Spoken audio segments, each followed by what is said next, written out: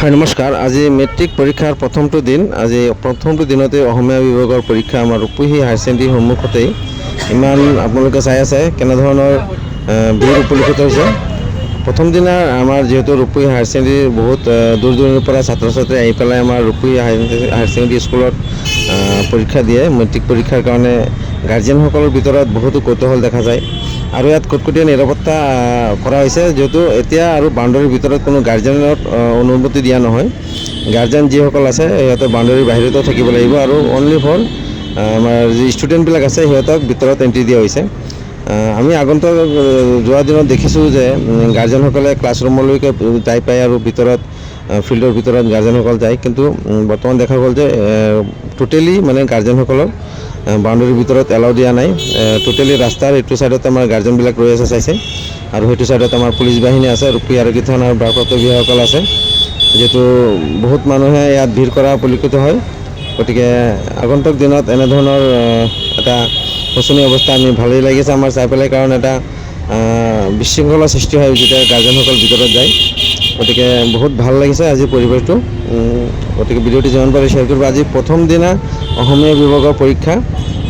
বহুতো মানুহ আমাৰ ৰূপহী বজাৰত আহি ভিৰ কৰা পৰিলক্ষিত হৈছে।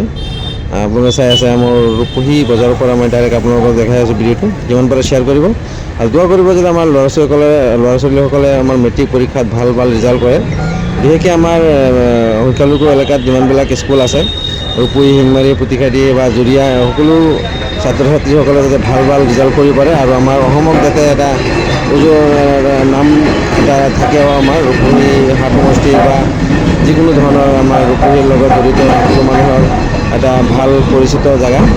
গতিকে সকলোৱে অলপ দোৱা আশীৰ্বাদ কৰিব যাতে আমাৰ ৰূপহীৰ সৰু ল'ৰা কণ বন্ধু ভাইটিসকলে যে ভাল ৰিজাল্ট কৰিব পাৰে, তাকে দোৱা আশীৰ্বাদ কৰিব আৰু ভিডিঅ'টো যিমান পাৰে শ্বেয়াৰ কৰিব।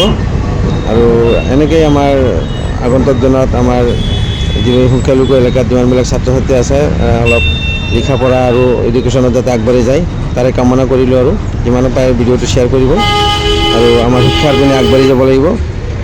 সাম্প্ৰতিক পৰিস্থিতি চাই পেলাই আমাৰ লিখা পঢ়াৰ ওপৰত গুৰুত্ব দিব লাগিব। আমাৰ ৰূপহী হাট সমষ্টিৰ যিমানবিলাক বা নগাঁও জিলাৰ যিমানবিলাক সংখ্যালঘু এলেকাত মানুহ আছে, অলপ লিখা পঢ়াত আমি মনোযোগ দিব লাগিব আৰু যিমান পাৰোঁ আমি লিখা পঢ়াক লৈ আগবাঢ়ি যাব লাগিব, কাৰণ লিখা পঢ়া নকৰিলে মানুহৰ বহুত বিকাশ কম হয়।